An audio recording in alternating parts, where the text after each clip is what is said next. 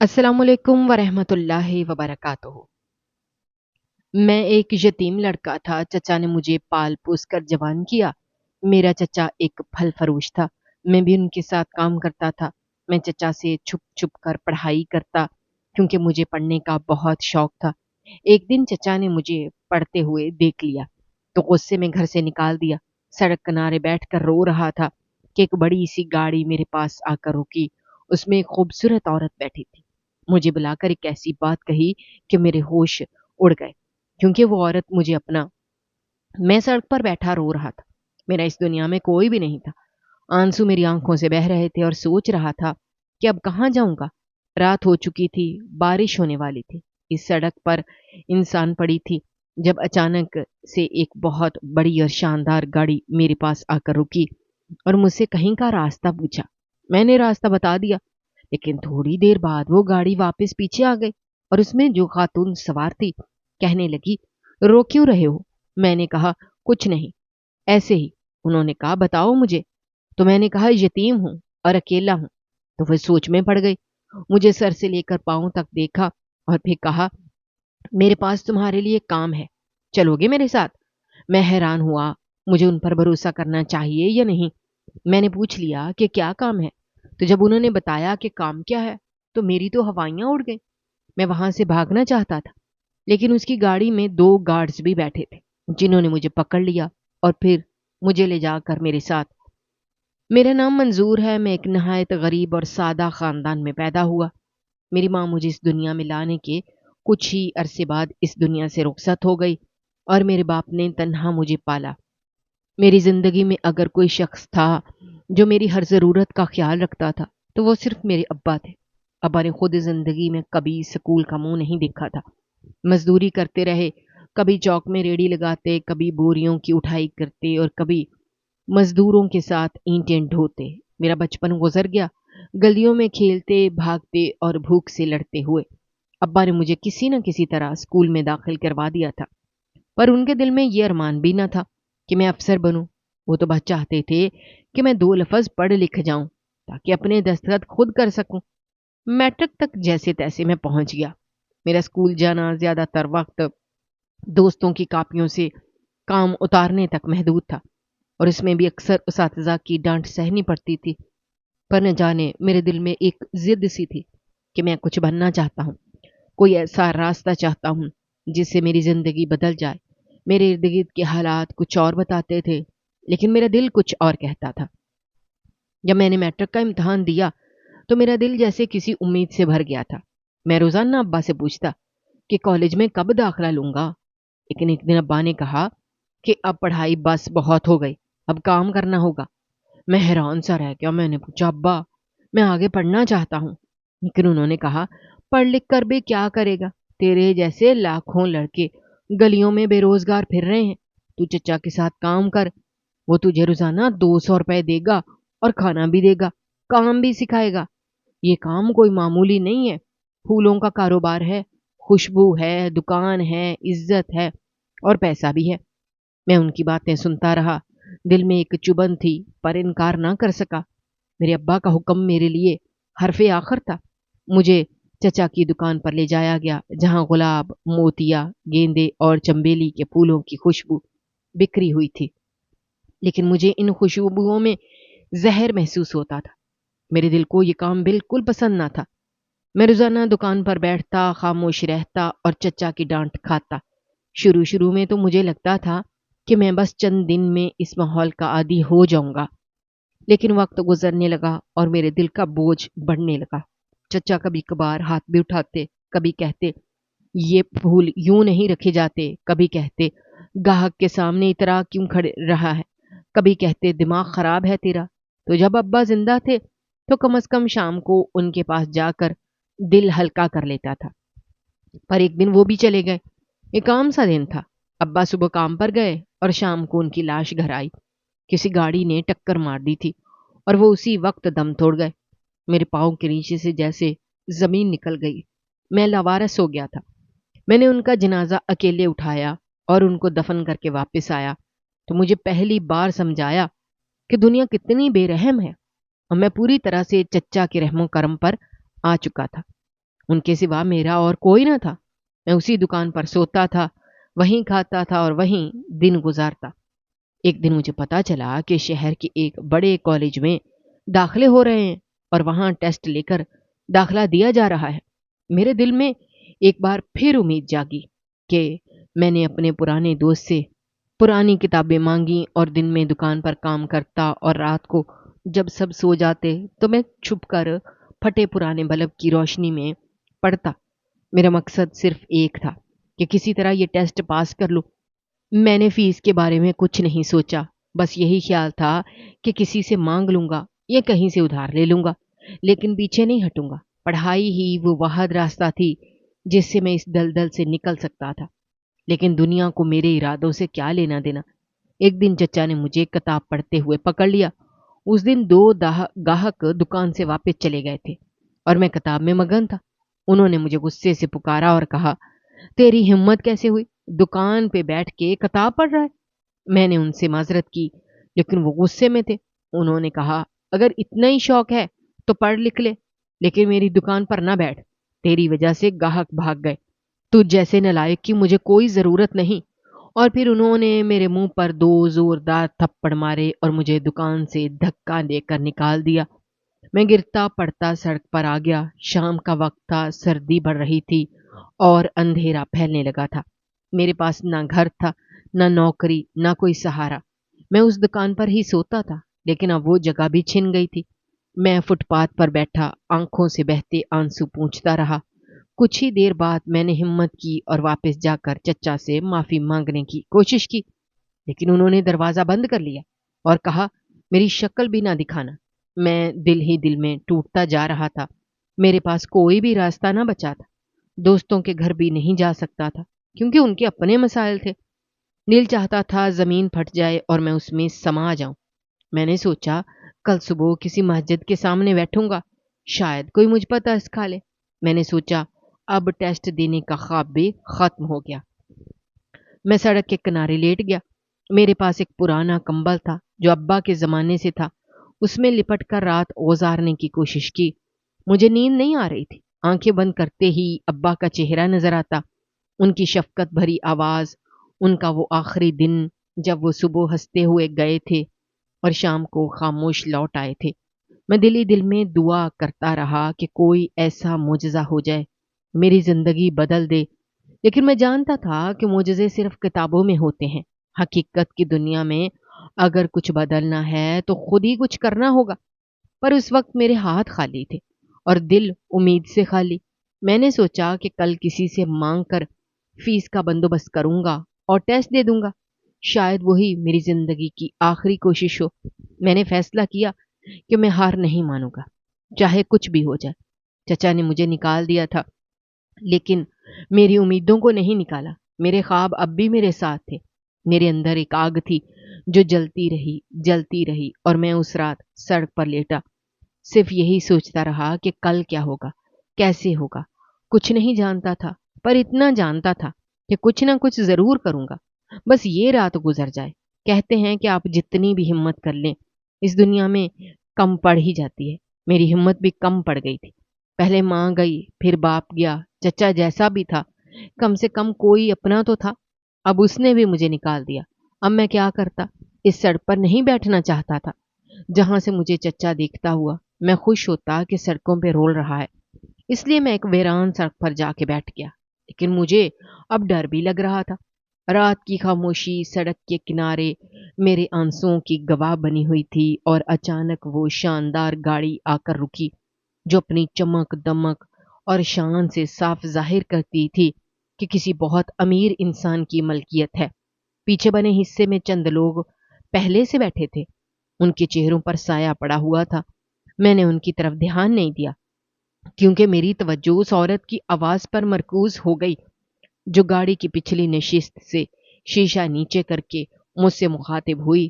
اس نے نہایت سنجیدگی سے ایک مقام کا راستہ پوچھا۔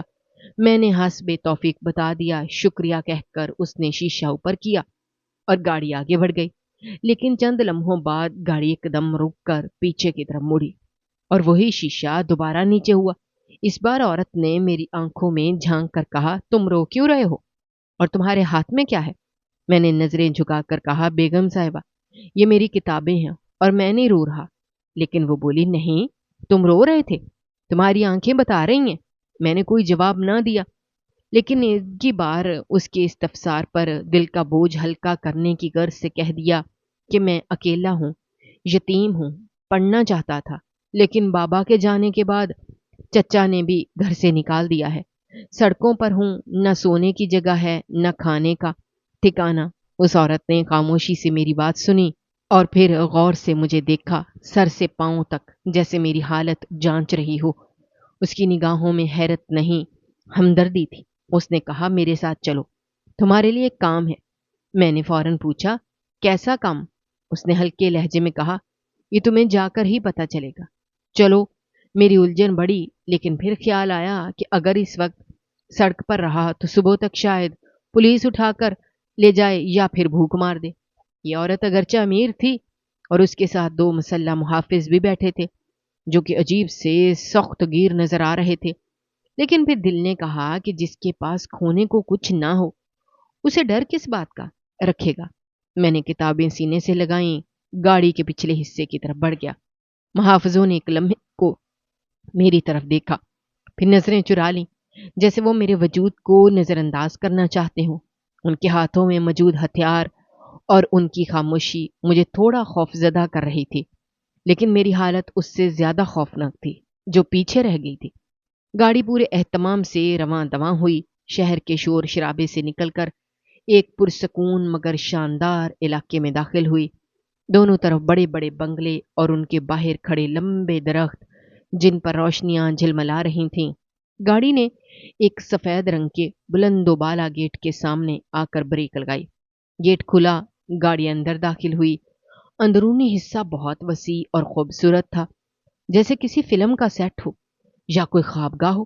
سامنے لان میں مہنگے پھولوں کی کیاریاں تھیں اور ان کے بیچ فوارہ چل رہا تھا۔ گاڑی ایک چھوٹے داخلی دروازے کے سامنے جا کر رکی۔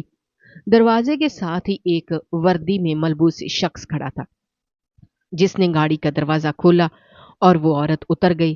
میں بھی پیچھے سے اترا تو ایک لمحے کو سب کی نظریں مجھ پر ٹھہر گئیں، جیسے میں کوئی اجنبی ہوں۔ وہ عورت آگے بڑھی اور کہا، آؤ میرے ساتھ۔ میں کچھ گھبرا سا گیا، لیکن اس کے پیچھے چل پڑا۔ اندر داخل ہوئے تو روشنیوں کا سیلاب نظر آیا۔ قیمتی فانوس چھت سے لٹک رہے تھے، فرش پر قالین بچھا ہوا تھا جس پر چلنے سے پاؤں ڈوبتے جا رہے تھے۔ دیواروں پر خوبصورت پینٹنگز اور آرائشی اشیاء سجی ہوئی تھیں جو اس بات کا پتہ دے رہی تھیں کہ یہاں ذوق بھی ہے اور دولت بھی ہے۔ اس عورت نے مجھے ایک کمرے میں لے جا کر بیٹھنے کا اشارہ کیا اور خود باہر چلی گئی۔ کمرہ ٹھنڈا اور خوشبودار تھا۔ سامنے ایک صوفہ تھا اور ایک میز جس پر کچھ رسالے رکھے ہوئے تھے۔ میں نے گھبراہٹ کے عالم میں کتابیں اپنے سینے سے لگائے رکھیں۔ تھوڑی دیر بعد وہ عورت واپس آئی۔ اس کے ہاتھ میں ایک ٹرے تھی جس میں جوس اور بسکٹ تھے۔ اس نے میرے سامنے رکھے اور کہا، پی لو، بھوکے لگ رہے ہو۔ میں نے ہاتھ نہ بڑھایا تو وہ کہنے لگی، ڈرو نہیں، میں تمہاری ماں جیسی ہوں۔ جب میں نے ہاتھ بڑھایا تو اس نے پوچھا، تمہارا نام کیا ہے اور تم نے اب تک کیا پڑھا ہے؟ میں نے اپنا نام منظور بتایا اور کہا کہ میٹرک کیا ہے، آگے پڑھنا چاہتا تھا لیکن حالات نے اجازت نہ دی۔ اس نے میری بات کو بڑے دھیان سے سنا، پھر کہا، تم میرے بیٹے کی برابر ہو اور میرے بیٹے کو بھی میں نے پڑھایا، پال پوس کر بڑا کیا ہے۔ تمہیں بھی پڑھنا ہے اور کچھ بننا ہے، لیکن اس کے لیے تمہیں میرا ایک کام کرنا ہوگا۔ میں نے بے اختیار پوچھا، کیسا کام؟ اس نے کہا، میں تمہیں اپنے چھوٹے بیٹے کے ساتھ رکھوں گی، وہ بہت شرارتی ہے، اسے ایک ساتھی چاہیے۔ تم اس کے ساتھ رہو گے، کھاؤ گے، پیو گے اور ساتھ پڑھو گے، تمہیں کسی چیز کی کمی نہیں ہوگی۔ میں نے حیرانی سے اس کی طرف دیکھا جیسے کسی خواب میں ہوں۔ میں نے کہا کہ کیا یہ سب سچ ہے؟ اس نے مسکرا کر کہا، ہاں منظور، یہ سب سچ ہے، لیکن تمہیں محنت اور ایمانداری سے رہنا ہوگا۔ جھوٹ اور چوری برداشت نہیں کروں گی۔ میں نے کہا، میں آپ کے اعتماد پر پورا اترنے کی کوشش کروں گا۔ اس نے مجھے ایک نوکر کے حوالے کیا جس نے مجھے ایک صاف ستھرا کمرہ دکھایا جہاں بیڈ تھے، کپڑے تھے، کتابیں تھیں، یہاں تک کہ جوتے اور برش بھی موجود تھے، جیسے کسی نے پہلے سے سب تیار کر رکھا ہو۔ میں اپنی زندگی میں پہلی بار کسی نرم بستر پر لیٹا۔ میرے آنسو پھر بہنے لگے، لیکن اس بار یہ آنسو دکھ کے نہیں بلکہ شکر کے تھے۔ میں نے دل میں دعا کی، یا اللہ اس عورت کو سلامت رکھنا جس نے ایک اجنبی کو اپنا بیٹا سمجھ لیا۔ میں بھی دعا مانگ ہی رہا تھا کہ دروازہ کھلا اور ایک 7-8 سال کا بچہ اندر داخل ہوا۔ وہ ہنس رہا تھا۔ اس نے آتے ہی کہا، تم میرے بھائی ہو نا؟ مما نے بتایا ہے۔ میں نے مسکرا کر کہا، ہاں اب ہم دونوں بھائی ہیں۔ زندگی نے ایک نیا موڑ لیا تھا۔ جہاں کل تک میں سڑک پر تھا آج ایک بنگلے میں تھا۔ کل تک میں بھوکا تھا آج میرے سامنے کو رکھا گیا تھا کھانے کو، اور کل تک میں تنہا تھا آج کوئی مجھے بھائی کہہ رہا تھا۔ لیکن میں جانتا تھا کہ یہ سب ایک آزمائش بھی ہو سکتی ہے، اس لیے میں نے دل میں عہد کیا کہ میں اس عورت کے اعتماد کو ٹوٹنے نہیں دوں گا، اور اپنی پڑھائی پوری کر کے ایک دن ضرور کچھ بن کر دکھاؤں گا تاکہ اس کا سر فخر سے بلند ہو جائے۔ جو مجھے سڑک سے اٹھا کر محل میں لے آئی تھی حبیبہ بیگم ایک انتہائی باوقار لیکن تھکی ہوئی عورت تھی۔ چہرے پر وقت کی لکیریں تھیں، آنکھوں میں ایک مستقل اداسی، جیسے برسوں سے دل کا بوجھ اٹھائی جا رہی ہو۔ ان کے انداز سے لگتا تھا کہ انہوں نے زندگی میں بہت کچھ سہ رکھا ہے، بہت کچھ کھو دیا ہے۔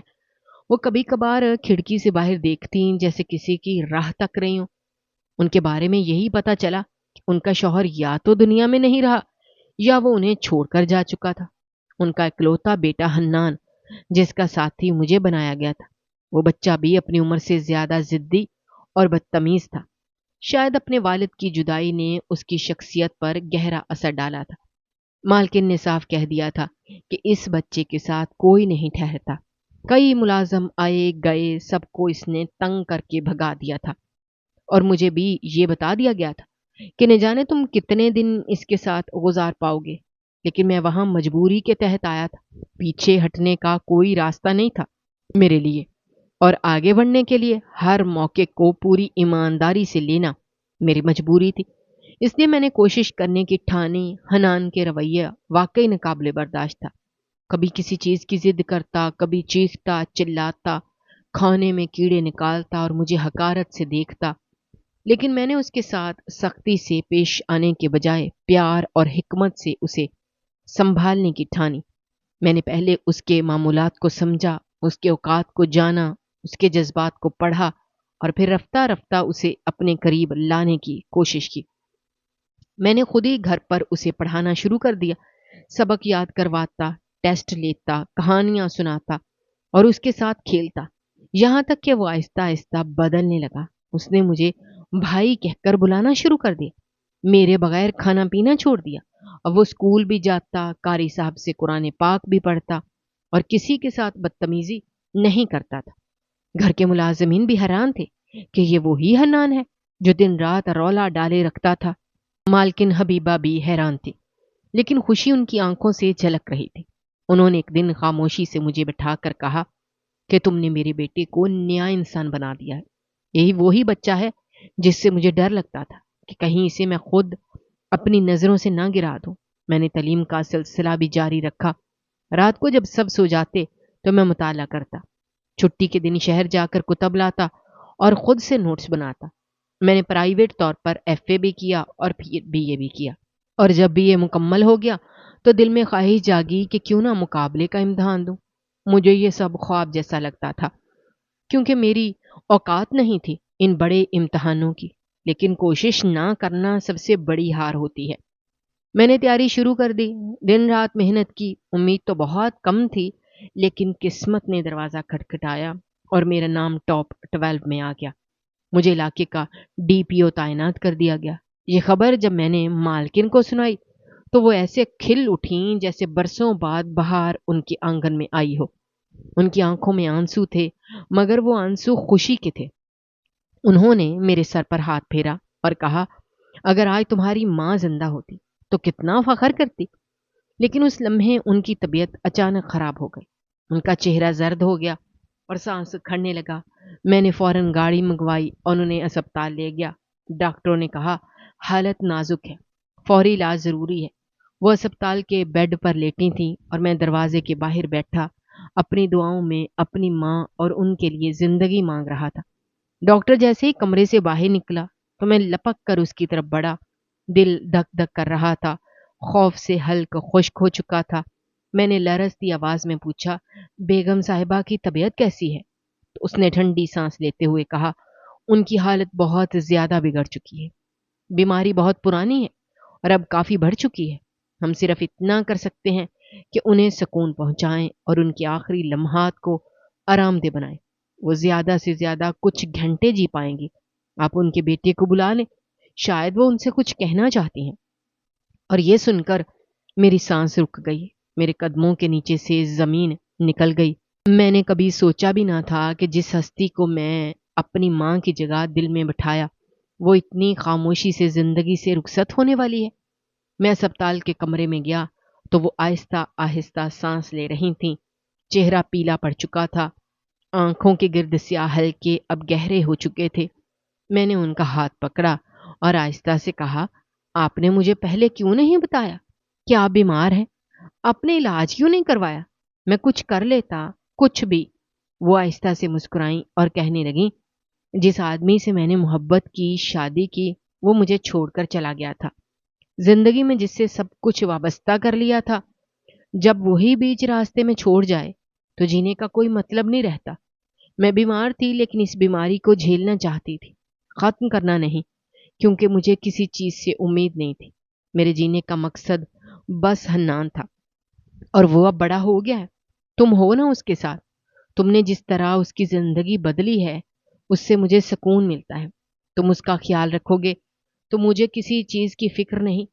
میں نے آنکھوں میں آنسو لیے کہا، میں نہیں چاہتا کہ آپ ہمیں چھوڑ کر جائیں۔ آپ میرے لیے میری ماں جیسی ہیں، جنہیں میں نے بچپن میں کھو دیا تھا۔ آپ نے میری زندگی کو نئی روشنی دی ہے۔ میرے اندر جو روشنی ہے وہ آپ کے اعتماد سے ہے۔ وہ ہلکا سا ہنسی اور آنکھوں میں نمی کے ساتھ کہنے لگیں، تم بھی میرے بیٹے جیسے ہو بیٹا، لیکن ماں باپ ہمیشہ اپنی اولاد سے پہلے چلے جاتے ہیں تاکہ وہ خود اپنے پاؤں پر کھڑے ہو جائیں اور دنیا کا سامنا کرنا سیکھیں۔ حنان بھی اب تمہارے ساتھ ہے، مجھے اس کی کوئی فکر نہیں۔ تم دونوں مل کر ایک نئی دنیا بنا سکتے ہو۔ تھوڑی دیر بعد نرس نے بتایا کہ حنان آ گیا ہے۔ میں نے باہر جا کر اسے کمرے میں لے آیا۔ وہ جیسے ہی اپنی ماں کے قریب پہنچا تو اس کے آنسو بہنے لگے۔ وہ اس کے سینے پر سر رکھ کر روتا رہا۔ میں بھی اپنے جذبات پر قابو نہ رکھ سکا۔ وہ لمحہ ہی ایسا تھا جیسے وقت تھم گیا ہو، دکھ گہرا ہو گیا۔ کچھ دیر بعد حبیبہ بیگم نے آخری سانس لی اور ہمیں چھوڑ کر چلی گئی۔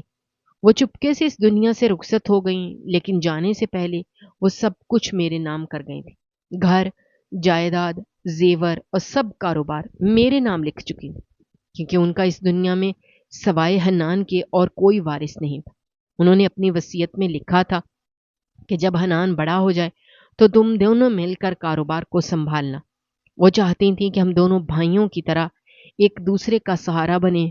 ان کے جانے کے بعد میں نے حنان کا بھرپور خیال رکھا۔ میں نے اسے یتیمی کا احساس نہیں ہونے دیا، اسے ہر وقت اپنے ساتھ رکھا، اسکول، کالج، ہر جگہ ساتھ لے گیا۔ میں نے اپنا فرض سمجھ کر اس کی تربیت کی۔ جیسے میری سگی ماں ہوتی تو میں اپنے بھائی کے ساتھ کیا سلوک کرتا۔ میرا ڈی پی او بننے کا وقت آیا تو پورے شہر میں دھوم مچ گئی۔ میرے ٹھاٹ باٹ الگ ہو گئے، میری عزت میں اضافہ ہوا اور مجھے خود پر فخر ہونے لگا۔ ایک دن میں اپنے سرکاری کام سے نکل رہا تھا، میرے ساتھ ڈرائیور بھی تھا۔ پچھلی سیٹ پر حنان بیٹھا تھا۔ وہ اب اسکول میں اچھے نمبروں سے پاس ہو رہا تھا، بہت مہذب ہو چکا تھا۔ میں نے اسے راستے میں بتایا کہ یہی وہ گلی ہے جہاں میرے چچا کی دکان تھی، جہاں وہ پھول بیچتا تھا، اور جہاں سے مجھے صرف اس وجہ سے نکال دیا گیا کہ میں پڑھنا چاہتا تھا۔ میری اس خواہش کو بغاوت سمجھا گیا اور مجھے یوں دھکے دے کر نکالا گیا جیسے میں کوئی بوجھ ہوں۔ میں نے گاڑی رکوا دی اور دیکھا وہی پرانی دکان ویسے ہی موجود تھی۔ باہر سڑک پر پھولوں کی ریڑیاں اور گلدستے بکھرے پڑے تھے۔ میں نے اپنے ورکرز کو اشارہ کیا کہ یہ جگہ ناجائز تجاوزات میں آتی ہے، سڑک پر سامان رکھا گیا ہے، اسے ہٹایا جائے، قانون سب کے لیے برابر ہے۔ جیسے ہی وہ دکان کے قریب پہنچے تو اندر سے ایک دبلا پتلا جھریوں والا شخص نکلا، روتی ہوئی آواز میں کہنے لگا، صاحب جی ایسا نہ کریں، میں غریب آدمی ہوں۔ جیسے اس نے میری طرف دیکھا تو وہ چونک گیا، اس کی آنکھیں حیرت سے پھٹی کی پھٹی رہ گئیں۔ اس کے منہ سے نکلا، منظور تو یہاں کیا کر رہا ہے؟ میں نے سرد لہجے میں کہا، منظور نہیں، ڈی پی او منظور خان ہوں، قانون کے دائرے میں بات کرتا ہوں، اور عزت سے بات کرو۔ وہ کانپنے لگا اور بولا، مہربانی کرو بیٹا، دیکھو میری حالت تو دیکھو۔ میں نے غصے سے کہا، جب تم نے ایک معصوم بچے کو صرف اس لیے دھتکارا تھا کہ وہ پڑھنا چاہتا تھا، تب تمہیں رحم نہیں آیا تھا؟ اس بچے کو گھر سے نکال دیا جو رات کو چپکے سے کمرے میں بیٹھ کر کتابیں پڑھتا تھا۔ اس بچے کو نوکری سے نکال کر سڑک پر پھینک دیا صرف اس لیے کہ وہ تعلیم حاصل کرنا چاہتا تھا، اور آج وہی بچہ ڈی پی او بن چکا ہے۔ میں نے اس کے خلاف کوئی پرچہ یا چلان تو نہیں کروایا، لیکن اس کو ڈانٹا ضرور، کیونکہ مجھے چاہیے تھا کہ اسے پتا چلے کہ وقت کسی کا ایک سا نہیں رہتا، اور جنہیں ہم کمتر سمجھتے ہیں وہ بھی وقت آنے پر اونچائیوں پر پہنچ سکتے ہیں۔ وہ شخص خاموشی سے جھک گیا، کچھ بول نہ سکا۔ میں نے ورکرز کو کہا کہ صرف سامان دکان کی حد تک رکھو، سڑک پر نہ ہو، قانون کی پابندی کرو، سب کے لیے بہتر ہے۔ وہ شخص آہستہ سے پیچھے ہٹا، ساری ریڑیاں اندر کرنے لگا۔ میں اور حنان گاڑی میں بیٹھے تو وہ خاموش تھا۔ میں نے اس کے سر پر ہاتھ پھیرا اور کہا، بیٹا، جو ظلم سا ہو اسے مت دہراؤ، لیکن یاد رکھو کہ عزت کسی کو وراثت میں نہیں ملتی، اسے محنت سے حاصل کرنا پڑتا ہے۔ حنان نے میری طرف دیکھا اور کہا، آپ میرے بھائی بھی ہو اور میرے استاد بھی، مجھے آپ پر فخر ہے۔ میں نے اس کے کندھے پر ہاتھ رکھا اور کہا، مجھے تم پر فخر ہے، تم نے میری بات مانی اور زندگی کو صحیح راہ پر لے کر چلے۔ ہم دونوں ایک دوسرے کا سہارا تھے اور رہیں گے۔ دنیا کی کوئی طاقت ہمیں جدا نہیں کر سکتی۔ ہم ایک دوسرے کے لیے وہ دیوار ہیں جو طوفان میں بھی ایک دوسرے کو گرنے نہیں دیتے۔ ہم آج بھی ایک ساتھ رہتے ہیں، بھائیوں کی طرح، اور میرے لیے یہی سب سے بڑی دولت ہے کہ میں نے نہ صرف اپنی ماں کو خوش کیا بلکہ اپنے اس بھائی کو ایک اچھا انسان بنا دیا جسے سب نے بگڑا ہوا کہہ کر چھوڑ دیا تھا۔ میری کہانی کا اصل ہیرو وہ بچہ ہے جسے میں نے سنوارا، کیونکہ اس کے بغیر میں بھی مکمل نہ ہوتا۔ یہ رشتہ خون کا نہیں تھا، لیکن اس سے زیادہ مضبوط تھا۔ یہ رشتہ انمول تھا جو وقت نے ہمیں تحفے میں دیا تھا۔ ہم نے دکھوں کو بھی بانٹا، خوشیوں کو بھی سانجھا کیا، اور زندگی کو نئے معنی دیے، کیونکہ اصل زندگی وہی ہے جو کسی اور کی زندگی بدل دے، اور یہی میرے سفر کی اصل کامیابی تھی۔ کبھی بھی کسی انسان کو حقیر نہیں سمجھنا چاہیے، کیونکہ نہ جانے کب کس کی قسمت پلٹ جائے، اور وہی شخص جو آج تمہارے سامنے کمزور اور محتاج نظر آ رہا ہے کل تم سے کہیں بلند مقام پر ہو سکتا ہے۔ انسان کا ظاہر دیکھ کر اس کے باطن کا اندازہ لگانا ممکن نہیں ہوتا، اور نہ ہی کسی کا موجودہ حالت دیکھ کر اس کے مستقبل کے بارے میں یقین سے کچھ کہا جا سکتا ہے۔ دنیا میں جو کچھ بھی ہے وہ اللہ تعالیٰ کے اختیار میں ہے۔ وہ جسے چاہے عزت دے، جسے چاہے آزمائش میں ڈال دے۔ انسان کو چاہیے کہ دوسروں کو چھوٹا نہ سمجھے، کیونکہ عزت دینے والا بھی اللہ ہے اور عزت واپس لینے والا بھی وہی ہے۔ زندگی کا اصول یہی ہے کہ محنت کرتے رہو، دل میں امید اور زبان پر دعا رکھو۔ قسمت اللہ تعالیٰ نے ضرور لکھی ہے، لیکن اس نے دعا کا دروازہ کھلا رکھا ہے۔ اس نے محنت کے بدلے کامیابی کا وعدہ کیا ہے۔ آج اگر تمہارے پاس کچھ نہیں ہے، اگر حالات سخت ہیں، اگر لوگ تمہیں نیچا دکھاتے ہیں، تو ہمت نہ ہو۔ اللہ تمہیں وہ سب کچھ دے سکتا ہے جس کی تمہیں خواہش ہے، بس تم کوشش نہ چھوڑو۔ وہ بچہ جسے استاد نے اس لیے کلاس سے نکال دیا تھا کہ وہ میلی وردی میں آیا تھا، وہ مزدور جو دن رات پسینہ بہا کر صرف 2 وقت کی روٹی کماتا تھا، وہ عورت جو لوگوں کے گھروں میں برتن دھوتی تھی، وہ نوجوان جو جوتے پالش کرتا تھا، جب انہوں نے ہمت کی، محنت کی، اللہ سے دعا مانگی، تو ایک دن ان کی قسمت بھی پلٹ گئی۔ وہی لوگ جو کبھی لوگوں کو حقارت سہتے تھے، آج وہی لوگوں کی عزت کی نگاہ سے دیکھے جاتے ہیں۔ لہٰذا یہ سبق یاد رکھو کہ کسی کو کم نہ سمجھو، نہ کسی کا مذاق اڑاؤ، نہ کسی کی محنت کو چھوٹا جانو۔ جو آج چھوٹا ہے وہ کل بڑا بھی بن سکتا ہے۔ تمہیں نہیں معلوم کہ کل وہی شخص تمہارا سہارا بنے گا جسے تم نے آج دھتکار دیا۔ دنیا کی تاریخ گواہ ہے کہ ہر بڑا انسان کسی نہ کسی آزمائش سے ضرور گزرا ہے، لیکن اس نے ہار مانی نہیں۔